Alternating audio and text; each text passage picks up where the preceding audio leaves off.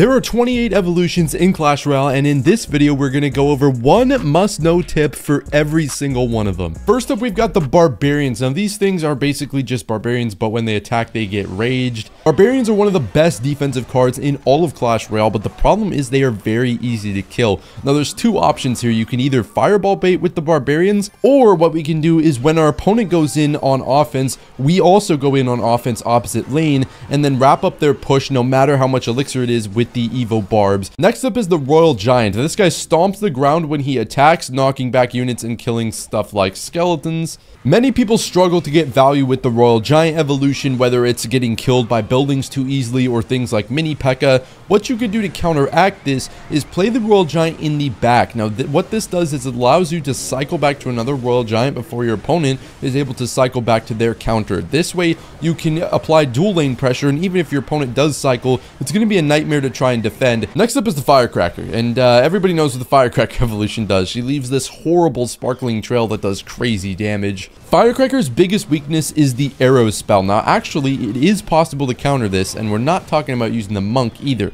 Usually when you play something like the Firecracker, you're gonna have to play 4 more cards to get back to the Firecracker, and of course you can do that the old-fashioned way and try and outcycle arrows if your opponent has a really slow deck. However, using 3-card cycle is going to be much better. So basically, since you can't play 2 champions, if you place a champion down, you only need to play 3 more cards to get back to your Firecracker for each card you place after that. Next up is the Evo Skeletons, and these guys multiply when they attack things. Apply pressure while your opponent's going in with their push, and force your opponent to play extra elixir. This way, your skeletons are going to be able to get crazy value because your opponent can't play both defense and offense at the same time. And oftentimes this allows you to get much more damage than your opponent because you can be extra aggressive on offense, spending more than you'd usually do because you can bail yourself out with just the Evo Skellies. Next up is the Mortar. The Mortar shoots goblins. Yay! Pair the Mortar with a Miner and cards like the Cannon card to protect it, because you can use things like the Miner to tank for the goblins, and you can use the Cannon card to actually keep the Mortar alive. So it's really easy to win entire games just by getting one Mortar connection. I'm not going to help you get the Mortar connection, but once you do, pairing it with the Miner and using the cart to actually get your connection can be very, very helpful and win you games straight up. Next up is the Evolved Knight. Now this thing is a tank. While it's not attacking, it shields 60% of incoming damage. Now the problem with the Knight is once it starts hitting things, it is just your normal average Knight who looks a little bit cooler. As long as it is not attacking, it will be able to tank things. So what you want to do is keep it away from ground cards as long as possible. This way it's going to get extreme amounts of value, and it's going to be kind of hard to kill. Meanwhile, you're going to be up to whatever you're doing, whether it's trying to get another Expo lock or, God forbid, trying to get another Lumber Loon down. Long story short, the Knight is lame when he's attacking, so try and keep him from not attacking, whether it's by just keeping him away from melee units or using him a little bit differently than you'd use the normal Knight. Next up, we've got the Royal Recruits. Now these things are normal recruits, except they're like merged with the Prince, so they charge. Recruits are interesting because they're not that crazy by themselves. When you pair them with split lane cards like Royal Hogs,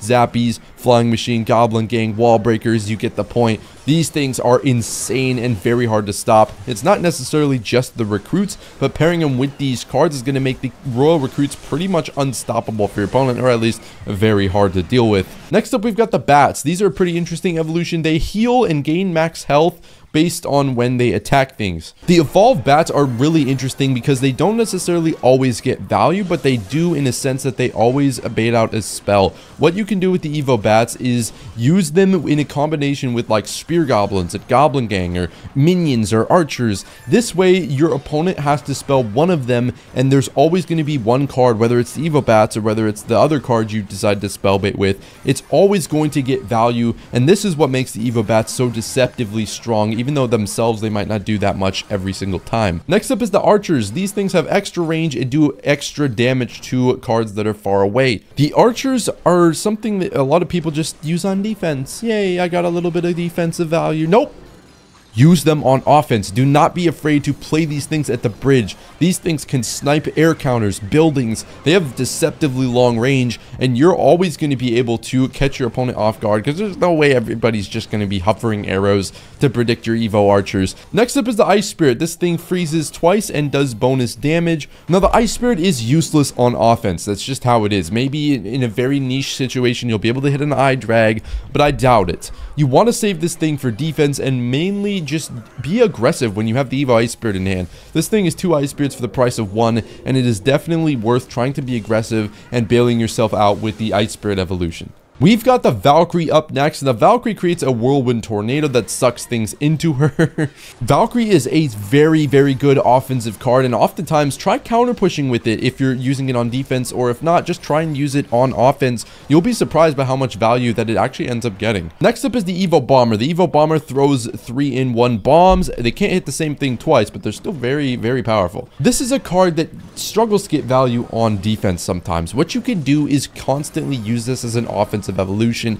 You can snipe things really easily, and probably easier than the Firecracker as well, because people usually don't expect it. Try and line up pushes so that you can snipe things with the Evo Bomber. This thing gets tons of damage even after the nerf and can change entire games around if your opponent's unprepared for it. Next up are the Evo Wallbreakers, and the Evo Wallbreakers basically do way more damage and blow up and have 2 mini stages, which is pretty cool. With the new Wallbreaker Evo buff, this thing goes from being, you know, just a little tiny upgrade to the normal Wallbreakers to being a extra spell in your deck, and for no extra cost to you. You can actually use these things on defense to get crazy value, and often doesn't look like that flashy, but you can basically use a spell aggressively on offense and get away with it by just using the Wallbreakers on defense and getting yourself out of a rut. They're actually really fun to try and use on defense. Next up is the Evo Tesla. Now, the Tesla sends a shockwave every single time it pops up from the earth. Now, the best tip for the Evo Tesla is to not use it.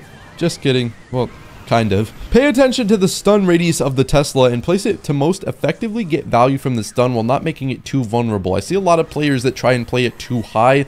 The closer it is to the bridge, the easier it is to kill. So if you can play it low and make your opponent spell it, you can get value out of other cards, or just keep the Tesla alive, and the longer it's alive, the more value that the stun gets. Evo Zap. This thing is a zap, except it's 2 zaps. Yay. Many people don't know that the Evo Zap can be paired with another spell to kill things that you normally wouldn't be able to kill. For example, arrows plus Evo Zap can kill a Goblin Stein, believe it or not. Fireball plus Evo Zap kills things like Queens and E-Drags. So you can really save this card for your offensive push. Keep this in mind and try and cycle it as fast as you can early in the game so you can get the Evo and break through, whether it's in single or early into double. Next up, we've got the Battle Ram. Now, the Battle Ram is a basically cooler looking battle ram that charges through things and does not stop charging until it is destroyed. Battle Ram is next to useless as a standalone card. Now, even though it's going to be able to kill things like Goblin Gangs and Skarmies, you don't want to use this thing alone. Simply doing something like applying pressure with a Bandit or Royal Ghost,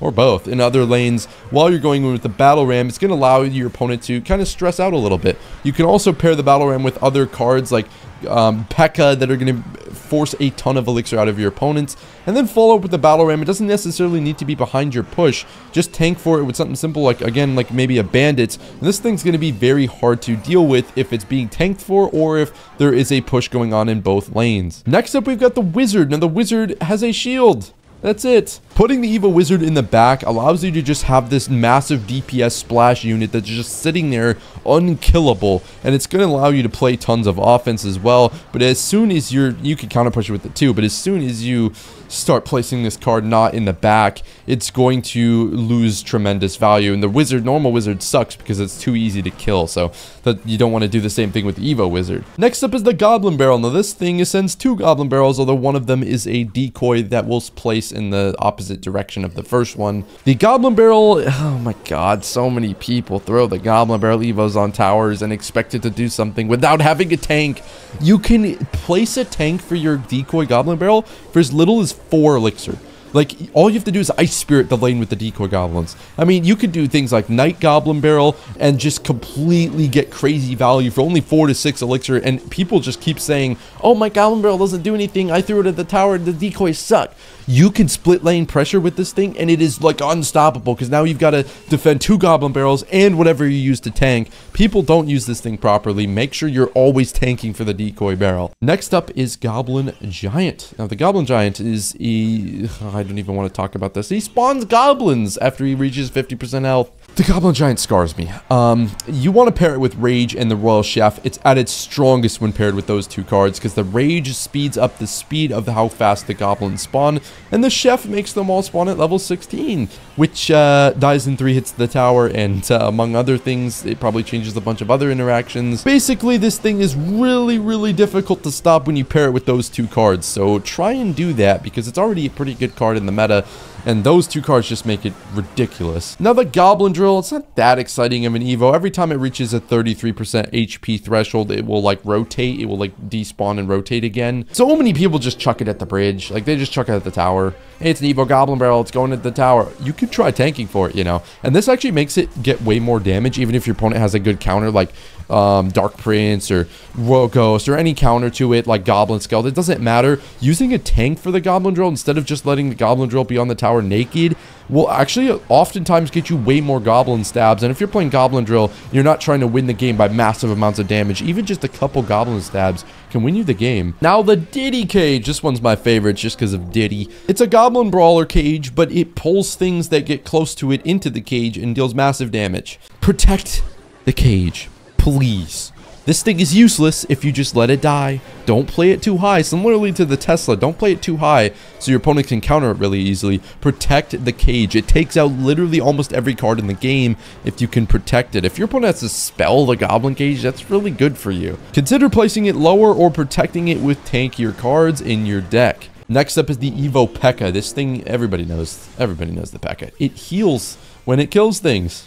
That's balanced. The Evo Pekka will survive a lot just by itself. You don't really need to build up massive Evo Pekka pushes unless you're a Goblin Giant player. Then just do whatever you want. Basically, with bridge spam decks, which is where Pekka excels right now, the Evo Pekka can be used entirely by itself because your opponents won't be able to use their regular counters unless it's something like an Inferno Tower, Inferno Dragon, to be able to kill the Pekka because it will heal off of it. So what you can do is capitalize off of this by applying a ton of opposite lane pressure in the lane that your Pekka isn't, so your opponent has to deal with both lanes, and make the push that's not the Pekka push the more intimidating push. That way, if your opponent has to commit to the push, they don't know which one to commit to, and it's very, very difficult to deal with. Next up is everybody's favorite Evo Mega Knight. This thing sends people to the Shadow Realm. Yay! The Mega Knight is at its finest when it's counter pushing and your opponent is down elixir. How do you get this scenario to happen? Well, stop using your Mega Knight on offense and start using it to defend win conditions. There's not a single win condition in this game besides Lava Hound. The Mega Knight can't flawlessly defend. This thing is a defensive stalwart, and oftentimes you can use him to get a crazy counter push by saving him for defense, not getting too crazy and using him on offense, and try and save it for your opponent's win condition. So not only do you get a push out of it, you also flawlessly defend your opponent's win condition. Next up is the Evo Electro Dragon. This thing chains way more than 3 times, although the stun doesn't affect all the chains. Any 2 or more cards being hit by the Evo E-Drag will almost instantly die, although the Evo E-Drag chain is reset if your E-Drag gets stunned. I don't want to see anybody using an Evo Electro Dragon without a Tornado. By using Tornado, you're able to just completely get tons more value than you usually would, because you're able to put cards next to each other, and if anything's next to each other when hit by the Evo E-Drag, they're gone. Next up is the Musketeer, which is a sniper. She has 3 sniper bullets that deal way, way more damage. Snipe your biggest counters, please. Whether it's a building, a fisherman, something that's just ruining your day. If you're playing Royal Hogs and your opponent has a wizard, snipe it, please.